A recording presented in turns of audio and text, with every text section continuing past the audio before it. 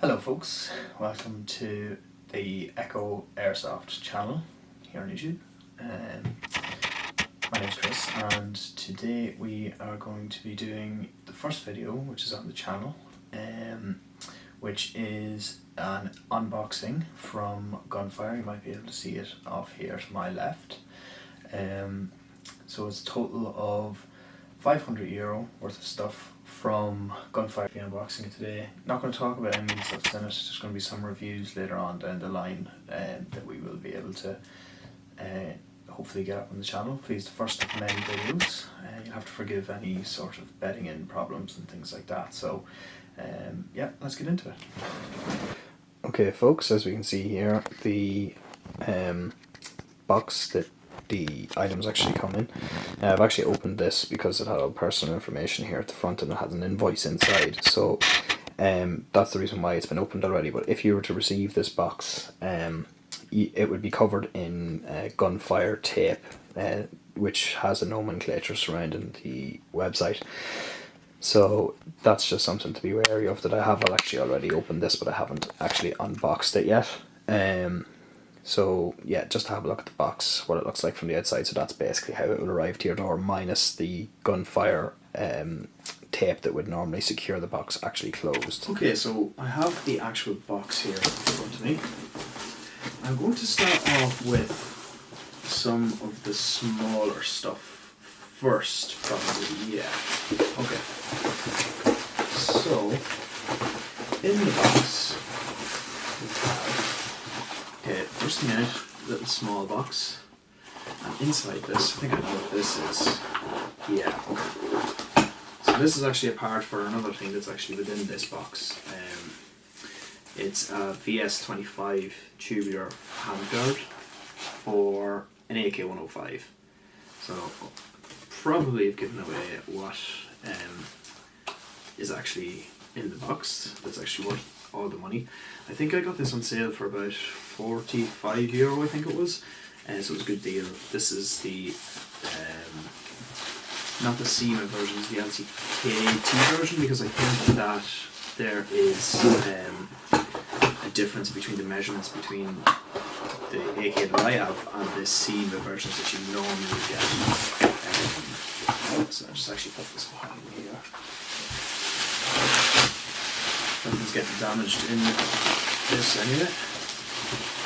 Okay. Yeah, so the next one of the smaller bits is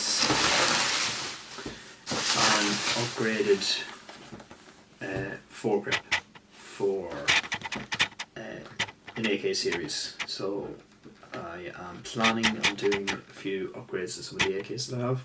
For those of you that don't know, you can't tell the jacket behind me and also the shirt that I'm wearing. I'm quite into Rust 4 side of things, AKs and stuff like that. ARs, did my time with them, I'm just not really too interested in them. So you'd normally find me playing on the Rust 4 side.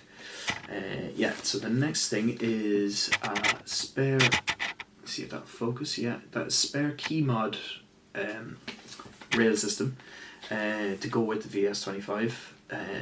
Normally I wouldn't actually use Riz rails or anything like that. I don't usually put accessories on rails. I know it sounds strange, but I just prefer the lightness of when you're trying to run a replica. I just don't really like the heft of having peg boxes and dot sights and things like that on them. So normally I'll just buy the one rail and I'll put a foregrip on it just for the ease of use. I prefer having the sturdiness of a foregrip whenever I'm using a rifle. Oh yeah, so this is actually a railed gas tube. So this one's different than the normal 5KU ones. This is supposed to be paired with the tubular handguard. You basically replace the gas tube on your replica and it gives you a little rail at the top here. As I said before, I probably actually won't even have any use for this, but personally I just think that the ordinary top handguard just looks a bit strange with the VS25 tubular handguard, so I just decided to go with a rail thing. And if I should ever need Xbox or torch, things like that. Sometimes I play night games, so I have the option there, but as I say, I don't actually use it all that often, to be honest. What have we got now? Yeah, so as I said before, I have a Keymod foregrip. It was between this one or a PK6, I think they're called. I just took this one because it was actually on sale. I think I got this for €3. So this just slots straight onto the Keymod rails. So that's, again, just handy, and it was cheap as well, which is the main thing. The PK6 grips, I actually already have 3 of them on each of my replicas. I just thought I'd get one of these for a change, and it was cheap as well. So cheap and cheerful is sometimes better, in my opinion anyway. Let's see, get this out of the way. Now, okay, so the next thing we have is railed dust cover. So much the same. I don't really liked the look of the normal dust covers, as strange as it sounds on an AK. I actually quite I think it looks a bit better with a rail system, and I also quite like these from side posts here. The rear side posts, sorry, I should say. I actually prefer the look of these, so I actually have these on my SEMA AK-74 as well. Again, it's just if I wanted to put something on the top rail, I could. I do like to have the options there. I don't often avail of them, but I suppose it is actually better to have the option there. It's better to be looking at it than looking for it, basically. That's usually my thinking when it comes to things like these.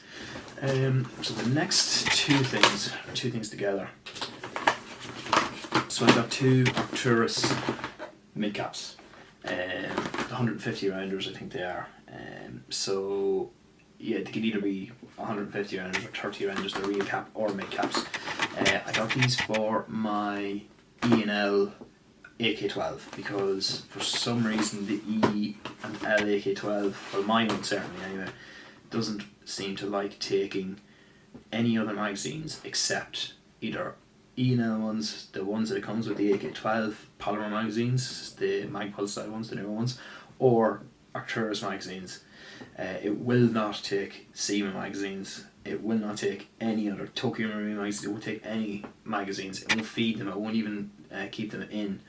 So I had to go with the Arcturus ones, despite the fact that I have a million SEMA magazines. But unfortunately, that's just the price you have to pay with things like that. So yeah, review coming soon in relation, or well, maybe not a review, but certainly an overview of the replicas that I already have. I'll probably be trying these magazines in the next thing that I have here. So the last bit that's in this box is, of course, the Specna Arms Prime Range AK105. So what I will do is I'll just have a quick look. I will do a separate unboxing and overview of the actual replica itself down the line. I was very interested in one of these. I think I got this one on sale for €380, I would say. So it was between this or the SEMA Platinum AK-74 range, but the reason why I went with these in the end is because usually with my replicas that I would have them are hopped or have them better motors, better gears, and a MOSFET as well. So I know that the SEMA comes with its own ETU, so it was literally came down to the wire, and I decided to go with one of these because I never actually owned a Specna before, so this is the first. So yeah, first impressions are, oh, I don't know if that's a mistake or not, but it looks like they've left a speed loader in there, so that's nice. It's actually one of the 150 round speed loaders. That'll come in handy now with the AK1 Milsim that I'm going to in November. Let's see. 2 magazines it comes with. So it comes with the standard AK-74 style 545 magazines. What I do intend to do is I'm going to actually not use these in on this. I'm going to use this as an AK104 with 7.62 magazines. The reason being, I already have 3 545 AK replicas, so I just wanted something different. So that's the quick overview of it. Good heavy construction, fairly crisp sounding. I don't know if you'll be able to camera pick this up, but so yeah, it's actually quite crisp. The stock locks well. Unique serial number, I believe, under there. Yeah, unique serial number. Try it magazine. Yeah, there's not as much of a nice click in with the magazines as I would like, but they are not going anywhere. So yeah, but as I say, I probably won't be using these magazines in the future. I'm going to procure some 7.62 magazines, hopefully by the time the 24-hour milsim rolls around in this November 15th at Black Spear milsim. Hopefully I'll get to run this at it. If not, I will probably hopefully have my AK-12 back from the techs by then, and I will use that. Yeah, so that is what I have for this portion of the unboxing for this video as well. Okay guys, so that is it for the unboxing, first ever video on this channel on YouTube. As you can see, plenty of stuff over there for me to dig into. In the future, I would certainly hope that there is going to be more content surrounding the stuff that we unboxed here. I will intend to do an overview of the Specna Arms AK105, the new Prime version, and I will hope to do a separate video then surrounding all of the external upgrades that I'm going to do to it. I'd hope as well to maybe show you guys how to spray paint your guns. I have all my replicas spray painted, so this one will have to be spray painted. I will take you guys along to show you how I do that, and hopefully down the line we'll have some gameplay, game day vlogs, milsim advice, just bits and pieces that I've accrued throughout my 15 odd years of playing Airsoft here in Ireland. So yeah, if you guys have any constructive criticism or any ideas that you just want to see in the future, throw them down in the comments there. Let me know what you think, and yeah, that's been this video. Thanks for joining me, and hopefully we'll see you guys more in the future. Take care.